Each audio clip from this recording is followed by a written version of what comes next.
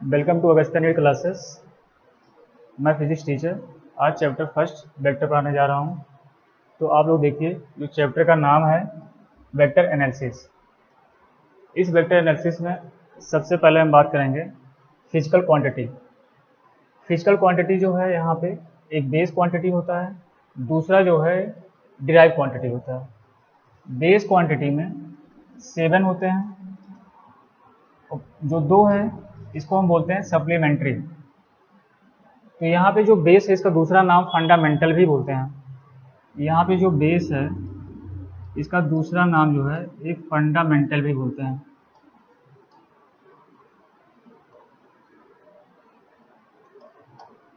Fundamental.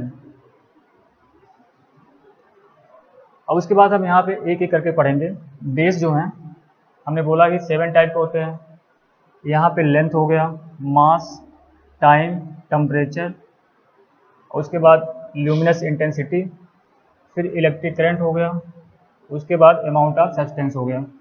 Electric current जो है इसका यूनिट होता है एम्पियर। अब इसके बाद यहाँ पे जो 7 क्वांटिटी हैं, इसमें से 7 क्वांटिटी में से केवल लेंथ जो है एक वेक्टर होता है, may be vector and may be scalar. तो यहाँ पे केवल जो लेंथ है आइदर वेक्टर और स्केलर। तो जो स्टेटमेंट यहाँ लिखा हुआ है may be vector scalar and may be vector. और जो रिमेनिंग क्वांटिटी हैं 6, ये सारे जो हैं स्केलर हैं। जैसे यहाँ पे मास हुआ, टाइम हुआ, टेम्परेचर हुआ, ल्यूमिनस इंटेंसिटी हुआ, electric current and amount of substance, ये सारे जो होते हैं ये स्केलर होते हैं। तो यहाँ पे अगर हम ये बात करें स्केलर है क्यों, तो इसके पास जो है मैग्नीट्यूड एंड यूनिट होता है। यही रीजन है कि स्केलर क्वांटिटी जो है magnitude and unit. Scalar quantity do not have direction, तो इसलिए हम इसको स्केलर बोलते हैं। अब इसके बाद आगे देखिए नेक्स्ट टॉपिक जो है, हाँ, तो यहाँ पे हम बेस की बात कर चुके थे। बेस 7 होते हैं, जो हमने बताया था। यहाँ पे बेस जो थे, यहाँ पे 7 क्वांटिटी थे। लेंथ, मास, टाइम, उसके बाद टेम्परेचर, ल्यूमिनस इंटेंसिटी,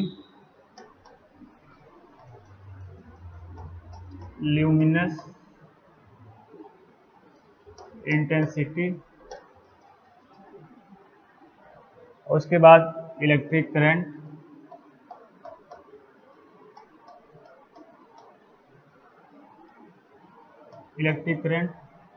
एंड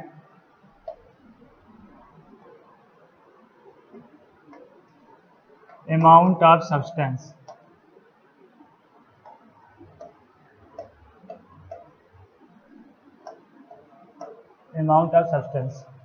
ये जो थे 7 बेस्ट क्वांटिटी है यहाँ पे। अब दूसरा जो क्वांटिटी है ये है सप्लीमेंट्री। सप्लीमेंट्री में 2 होते हैं, एक एंगल हुआ, दूसरा जो है साइड एंगल है। तो यहाँ पे जो एंगल है ये भी may be scalar and may be vector. तो जो एंगल है केवल सिर्फ एंगल ही यहाँ पे या तो स्केलर होगा या तो वेक्टर हो सकता है। और जो सॉलिड एंगल है ये यहाँ पे क्या है, स्केलर है, क्योंकि इसके पास केवल डायमेंशन एंड यूनिट है, बस सॉरी यूनिट एंड मैग्नीट्यूड है। तो हमने पढ़ पाया यहाँ पे जो थे टोटल जो हमें मिले हैं 7 + 2। 7 + 2 में जो है यहाँ पे जो 7 क्वांटिटी है, यहाँ पे लेंथ केवल जो है ये क्या है, स्केलर, मतलब may be vector may be scalar. और यहाँ पे जो है सप्लीमेंट जो 2 हैं, इसमें केवल एंगल जो है may be scalar and may be vector. तो हमने ये पढ़ा।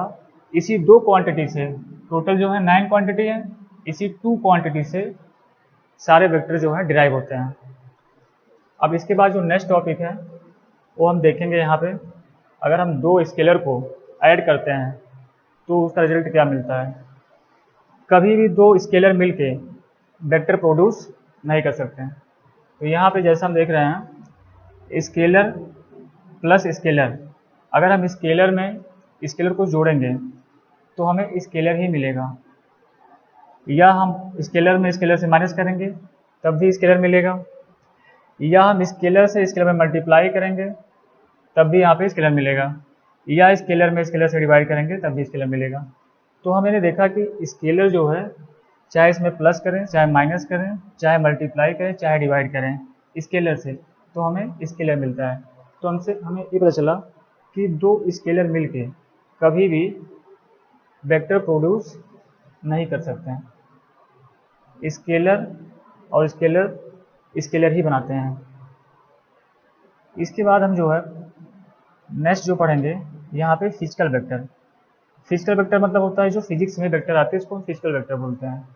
फिजिकल वेक्टर जो है यहाँ पे दो टाइप के हैं, एक हो गया पोलर वेक्टर, दूसरा जो है एक्सियल वेक्टर। पोलर वेक्टर जो है एक डिराइव होता है लीनियर डिस्प्लेसमेंट से, polar vector derive from linear displacement and axial vector derive from angular displacement. इसको हम आगे पढ़ेंगे।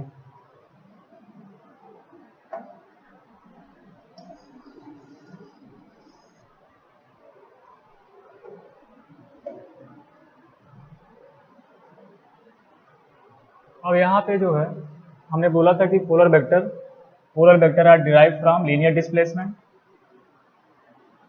Polar vector are derive from linear displacement. यही जो मेन है यहाँ पे लीनियर डिस्प्लेसमेंट से पोलर वेक्टर का ओरिजिन होता है, डिराइव करते हैं। Axial vector are derive from angular displacement. Axial vector को जो है हम एंगुलर डिस्प्लेसमेंट से डिराइव करते हैं। अब यहाँ पे इसके एग्जाम्पल्स हैं पोलर वेक्टर और एक्सियल वेक्टर के, तो हम एक एक करके इसका पढ़ेंगे। यहाँ पे जैसे एग्जाम्पल्स ऑफ पोलर वेक्टर, पहला जो है यहाँ पे लीनियर डिस्प्लेसमेंट है, लीनियर डिस्प्लेसमेंट यहाँ पे जो है पहला लीनियर डिस्प्लेसमेंट है। दूसरा वेक्टर जो है ये है लीनियर वेलोसिटी, लीनियर वेलोसिटी। फिर उसके बाद लीनियर एक्सेलरेशन, फिर जो नेक्स्ट है वो फोर्स है, उसके बाद लीनियर मोमेंटम और इलेक्ट्रिक फील्ड। तो इलेक्ट्रिक फील्ड का सिंबल जो होता है हम यहाँ पे ऐसे लिख सकते हैं, यहाँ पे इलेक्ट्रिक फील्ड हो जाएगा। और उसके बाद जो नेक्स्ट है वो है मैग्नेटिक फील्ड, मैग्नेटिक फील्ड। तो यहाँ पे इलेक्ट्रिक फील्ड, मैग्नेटिक फील्ड। तो क्वेश्चन कभी कभी नीट में ये आता है कि इलेक्ट्रिक फील्ड इज ए, तो लोग जल्दी से ऑप्शन दिया रहता है वहाँ पे वेक्टर कर देते हैं, लेकिन जब वहाँ पे और डीप में जाता है तो लिखा रहता है ऑप्शन में, एक ऑप्शन ये भी रहता है कि electric field is a polar vector. तो वहाँ पे एक अगर इन्फॉर्मेशन है तो सही हो जाएगा, नहीं तो एग्जाम में गलत हो जाएगा। दूसरी चीज़ है अब यहाँ पे जो एग्जाम्पल एक्सियल वेक्टर, इसके हम पढ़ेंगे। तो यहाँ पे भी वही सेम है, यहाँ पे हो जाएगा एंगुलर डिस्प्लेसमेंट हो गया, एंगुलर वेलोसिटी हो गया, एंगुलर एक्सेलरेशन हो गया, टार्क हो गया, एंगुलर मोमेंटम हो गया। एक क्वेश्चन जो है नीट और आईआईटी में आया हुआ था कि एंगुलर मोमेंटम क्या है, वेक्टर है कि स्केलर है। तो एंगुलर मोमेंटम तो वेक्टर है, लेकिन यहाँ पे कौन सा वेक्टर है, तो ये एंगुलर वेक्टर है, सॉरी एक्सियल वेक्टर है। एक्सियल वेक्टर क्यों कह रहे हैं, क्योंकि यहाँ पे जो है एक्सिस के एलांग जो होता है रोटेशन होता है। तो यहाँ पे हम दूसरा पॉइंट जो पढ़ेंगे,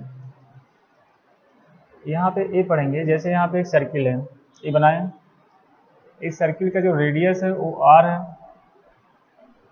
यहाँ पे वेक्टर a है और ये वेक्टर जो a है इसका वेलोसिटी v है। तो ये जो है अपने एक्सिस के एलांग ऐसे जो है रोटेट करेगा। तो यहाँ पे डायरेक्शन ऑफ एक्सियल वेक्टर जो है are along axis of rotation. हमेशा जो होता है एक्सियल वेक्टर का डायरेक्शन, एक्सियल वेक्टर का डायरेक्शन वो क्या होता है, along the axis of rotation होता है। तो हम इतना पढ़ चुके हैं यहाँ पे कि जो एग्जाम्पल्स ऑफ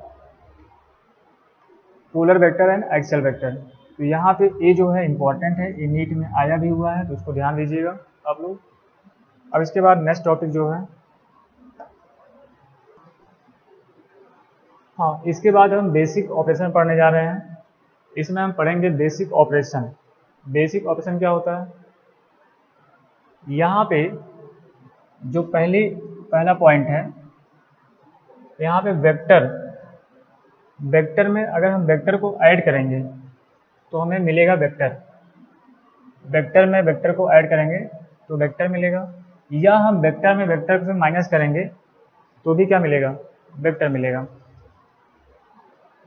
तो यहाँ पे एक चीज़ और है कि यहाँ पे सिंपल एडिशन नहीं है। जैसे लोग क्या करते हैं यहाँ पे सिंपल एडिशन, जैसे हमने कहा ए वेक्टर जो है वो लिखा है 6 यूनिट है, 6 यूनिट है, और यहाँ पे जो बी वेक्टर है वो जो है 4 यूनिट है। ए वेक्टर जो है 6 यूनिट है एंड बी वेक्टर जो है वो 4 यूनिट है। तो लोग करेंगे इसमें कौन सी बड़ी बात है, इसको ऐड कर देंगे, 6 + 4 10 हो जाएगा। लेकिन ऐसा नहीं है, यहाँ पे वेक्टर एडिशन करना है। तो वेक्टर एडिशन जो है वो हम सिंपल फॉर्म में ऐड नहीं कर सकते हैं ऐसे। इसके लिए क्या है, वो एडिशन मेथड है, वो हम बताएंगे अभी। ऐसे सिंपल नहीं होता है। लोग क्या करते हैं जल्दीबाजी में उसको ऐड कर देते हैं। 6 + 4 जो ऐड होता है ऐसे 10 हो जाएगा, वो स्केलर क्वांटिटी वाला होता है, ऐसे यहाँ पे नहीं होता है। फिर आप देखिए, तो हम यही बताने जा रहे थे यहाँ पे, हाँ, अगर मान लीजिए ए वेक्टर बी वेक्टर को हमें मल्टीप्लाई करना है, तो यहाँ पे ऐसे 6 × 4 नहीं करेंगे। यहाँ पे भी क्या होगा, हम यूज करेंगे दो, या तो हम डॉट प्रोडक्ट यूज करेंगे या तो क्रॉस प्रोडक्ट यूज करेंगे। तो फिर हम टॉपिक पढ़ने जा रहे हैं कि वेक्टर, हमने कहा कि वेक्टर में अगर हम वेक्टर को प्लस करेंगे तो हमें क्या मिलेगा? वेक्टर मिलेगा, वेक्टर मिलेगा। या हम वेक्टर में वेक्टर से माइनस करेंगे तब भी क्या मिलेगा? वेक्टर मिलेगा। फिर हमने देखा जो सेकंड पॉइंट है, यहाँ पे मल्टीप्लिकेशन ऑफ 2 वेक्टर। अगर हम किसी वेक्टर को मल्टीप्लिकेशन ऑफ 2 वेक्टर, तो यहाँ पे पहला होता है एक डॉट प्रोडक्ट होता है, दूसरा जो है एक क्रॉस प्रोडक्ट है, dot product and cross product. तो किसी भी वेक्टर को अगर हमें मल्टीप्लाई करना है तो या तो हम डॉट करके करेंगे या तो क्रॉस प्रोडक्ट से करेंगे। फिर जो थर्ड पॉइंट है, यहाँ पे थर्ड पॉइंट ये है वेक्टर अपॉन वेक्टर जो है इक्वल टू स्केलर है। तो हमने कहा कि जो वेक्टर में अगर हम वेक्टर से डिवाइड करें, वेक्टर में वेक्टर से डिवाइड करें, जब वेक्टर में वेक्टर से डिवाइड करेंगे तो हमें स्केलर मिलता है। वेक्टर में वेक्टर से डिवाइड करेंगे तो क्या मिलेगा? स्केलर मिलेगा। इसका एक क्वेश्चन है, अगली स्लाइड में होगा। हाँ, इसके बाद जो टॉप पॉइंट है, if both vector are in same direction then scalar is positive. If both vector in same direction then scalar is positive. दूसरा पॉइंट है, if both vector are in opposite direction then scalar is negative. अगर यहाँ पे दोनों vector जो है same direction में होंगे तो इनका जो स्केलर होगा वो पॉजिटिव होगा। अब इसमें जो दोनों वेक्टर अगर अपोजिट डायरेक्शन में होंगे तो यहाँ पे स्केलर जो होगा नेगेटिव होगा। अब इस पर हम एक क्वेश्चन देखते हैं कि वेक्टर अपॉन वेक्टर जो होता है स्केलर मिलता है।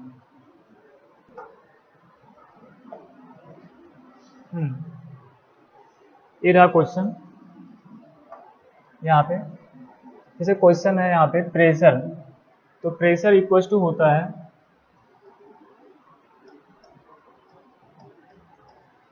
Force upon area.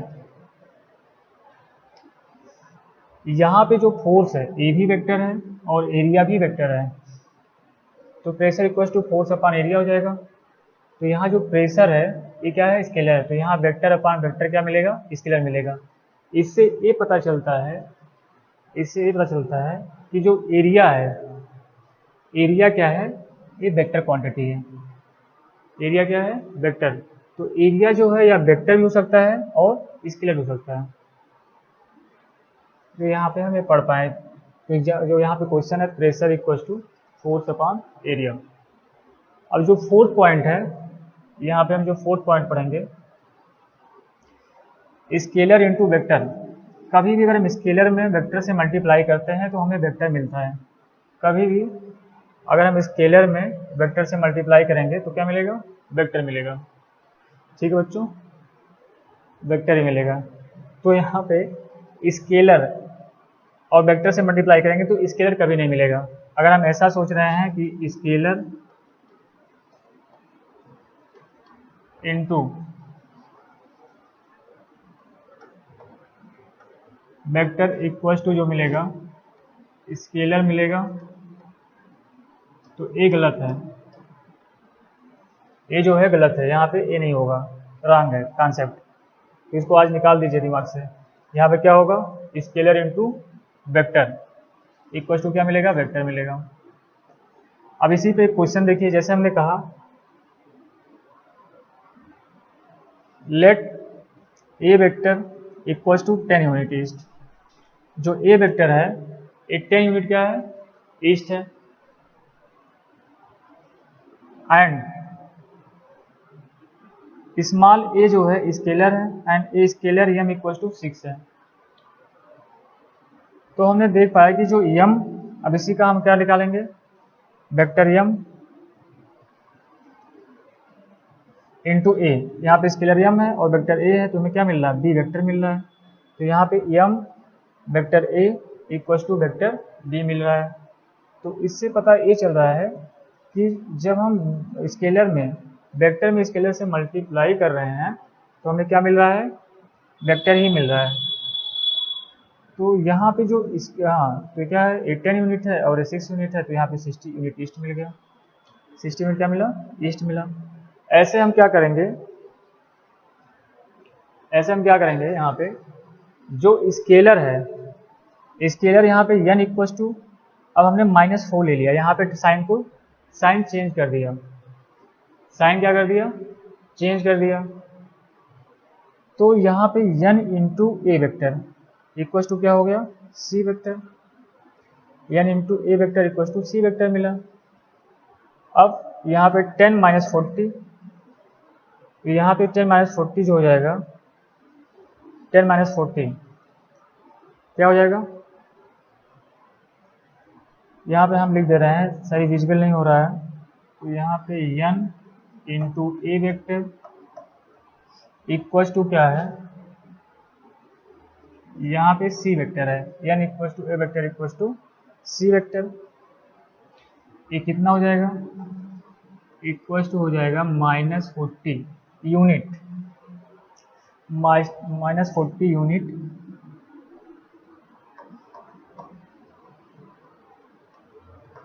ईस्ट होगा। -40 यूनिट क्या हो जाएगा? ईस्ट हो जाएगा। या हम लिख सकते हैं आर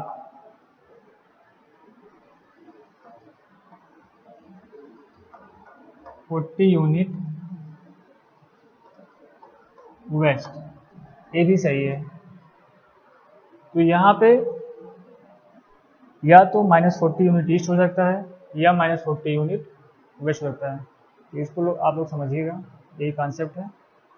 एक वेक्टर को एक स्केलर वेक्टर में स्केलर को कैसे हम मल्टीप्लाई करते हैं।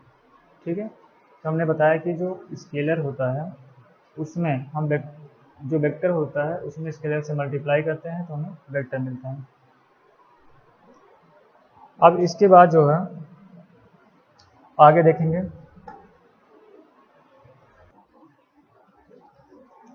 हाँ, अब यहाँ पे कुछ कॉमन पॉइंट्स देखेंगे, जैसे मैग्नीट्यूड। जैसे मान लो हमने बोला कि वेक्टर ए, यहाँ पे वेक्टर ए है। इस वेक्टर को हमें अगर स्केलर बनाना हो तो यहाँ पे हम इसका मॉड लेते हैं। यहाँ पे क्या करेंगे? इसका ऐसे मॉड लेंगे और ए जो है इस फॉर्म हो जाएगा, स्केलर बन गया। तो हम ये देख पा रहे हैं किसी भी वेक्टर के पास, जैसे हमने कहा कि वेक्टर ए है, इस वेक्टर के पास सबसे पहले मैग्नीट्यूड होता है और उसके बाद डायरेक्शन होता है और यूनिट होता है। तो कोई भी वेक्टर हो उसके पास तीन चीज होता है, मैग्नीट्यूड, डायरेक्शन एंड यूनिट। तो यहाँ पे जो मैग्नीट्यूड है इसको हम कभी कभी मॉडुलस बोलते हैं।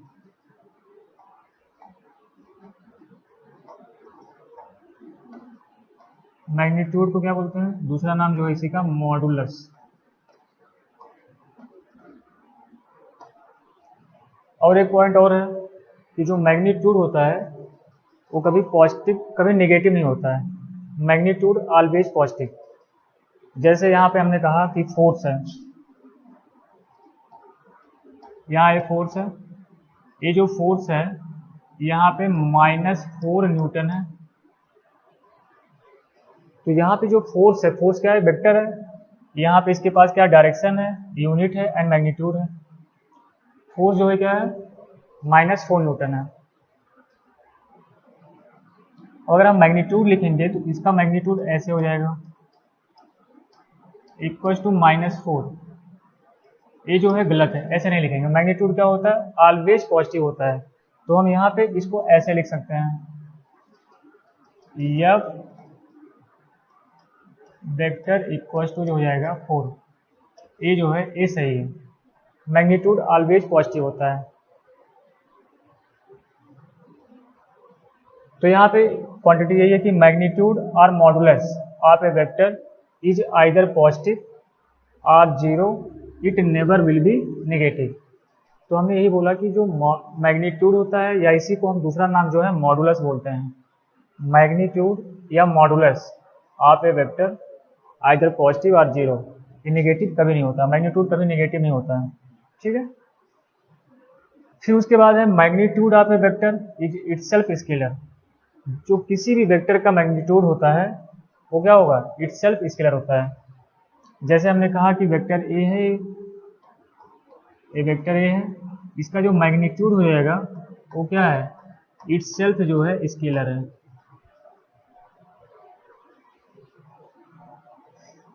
अब जो थर्ड पॉइंट आता है, यहाँ पे जो थर्ड पॉइंट है, ए वेक्टर है zero magnitude is called zero vector और नल वेक्टर। अगर कोई वेक्टर है जिसके पास क्या है, मैग्नीट्यूड जीरो हो, यहाँ पे मैग्नीट्यूड क्या हो, जीरो हो, तो उसे हम बोलते हैं नल वेक्टर। और जो जीरो वेक्टर होता है, नल वेक्टर होता है, इसके पास डायरेक्शन स्पेसिफिक नहीं होता है, मतलब इसका डायरेक्शन जो है वो फिक्स नहीं है। तो a zero vector has magnitude, a zero vector has zero magnitude is called zero vector, या इसी को हम नल वेक्टर कहते हैं। यहाँ पे मैग्नीट्यूड जीरो है और डायरेक्शन है, जैसे यहाँ पे हमने दिखा दिया ये वेक्टर मैग्नीट्यूड जीरो है लेकिन इसके पास क्या डायरेक्शन है, तो इसी को हम क्या बोलेंगे, नल वेक्टर बोलेंगे। Zero vector has no specific direction, यही पॉइंट हम बोल रहे हैं कि जीरो वेक्टर जो होता है इसके पास कोई फिक्स डायरेक्शन नहीं होता है, स्पेसिफिक डायरेक्शन नहीं होता है। क्यों, क्योंकि इसका मैग्नीट्यूड क्या है, जीरो है। अब इसके बाद जो नेक्स्ट पॉइंट आता है, area of surface may be scalar और मे बी वेक्टर। तो हमने बताया था कि जो एरिया होता है,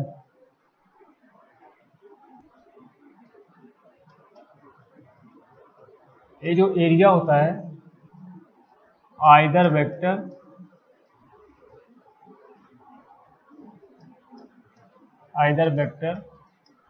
और स्केलर,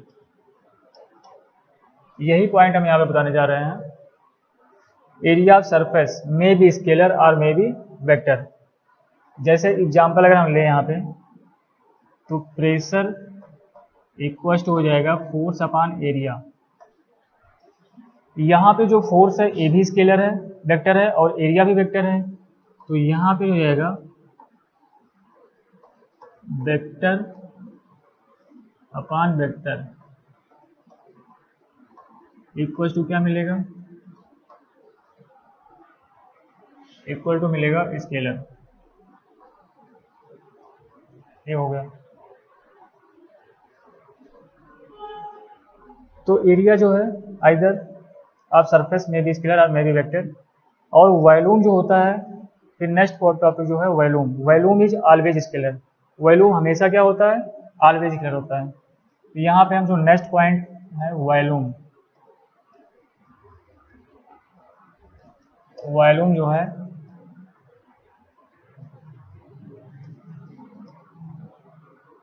ऑलवेज स्केलर।